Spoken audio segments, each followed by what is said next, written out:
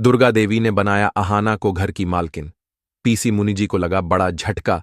अब कहानी में वह पल आ चुका है जिसका इंतजार दर्शक लंबे समय से कर रहे थे।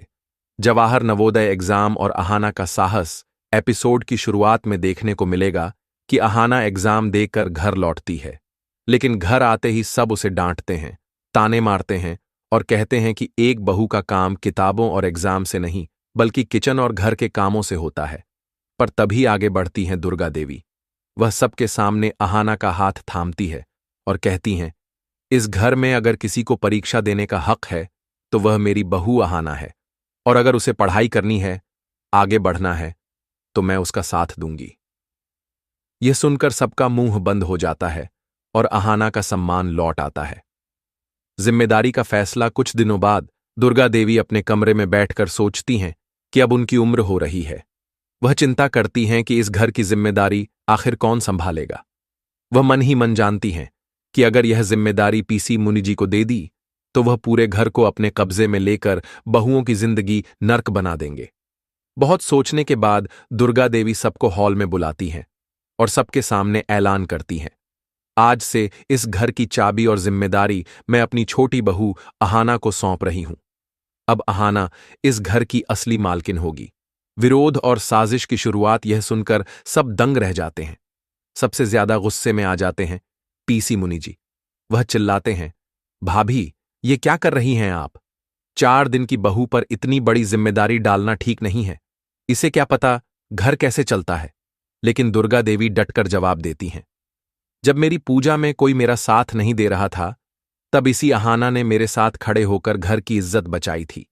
इसी ने पैसे का इंतजाम किया था। बाकी सब तो सिर्फ तमाशा देख रहे थे। इसलिए अब फैसला हो चुका है, आज से अहाना ही इस घर की मालकिन होगी। जिसे मानना है मानो, और जिसे नहीं मानना है वह इस घर से जा सकता है। आने वाले एपिसोड का ट्विस्ट। अब दोस्तों, यही फैसला बन जाएगा अहाना की नई परीक्षा की शुरुआत, जहां पीसी मुनि जी और बाकी लोग मिलकर अहाना के खिलाफ बड़ी बड़ी साजिशें रचने वाले हैं। सवाल आपसे, क्या अहाना सच में इस घर की जिम्मेदारी निभा पाएगी या फिर पीसी मुनि जी और घर वालों की चालों में फंस जाएगी?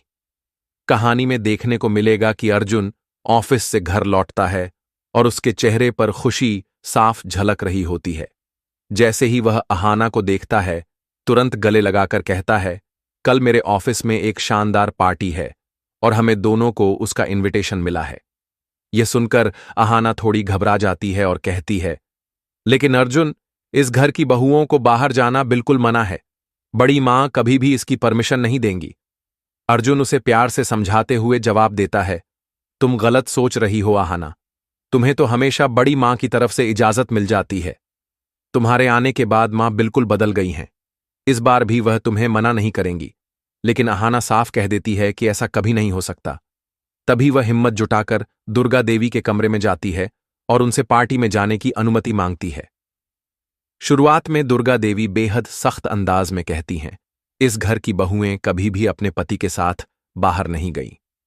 ये घर के नियम और परंपरा के खिलाफ है और तुम अर्जुन के साथ ऑफिस की पार्टी में जाना चाहती हो। यह बिल्कुल असंभव है। अहाना यह सुनकर बहुत दुखी हो जाती है और कमरे से निकलने ही वाली होती है कि अचानक बड़ी मां का दिल पिघल जाता है। वह कहती हैं, ठीक है, इस बार तुम अर्जुन के साथ जा सकती हो। लेकिन दोस्तों, यहीं से घर में विवाद की शुरुआत हो जाती है। पुल्टो गुस्से में कहता है, मैंने तो कभी अपनी पत्नी को बाहर पार्टी में नहीं ले जाया, और अब अहाना को क्यों इतनी आजादी दी जा रही है? इतना ही नहीं, पीसी मां भी मौके का फायदा उठाती है और बाकी बहुओं के मन में जहर घोलते हुए कहती है, भाभी, आप तो अन्याय कर रही हैं। आपने कभी दूसरी बहुओं को बाहर जाने की इजाजत नहीं दी और आज अपनी खास बहू अहाना को पार्टी में भेज रही हैं।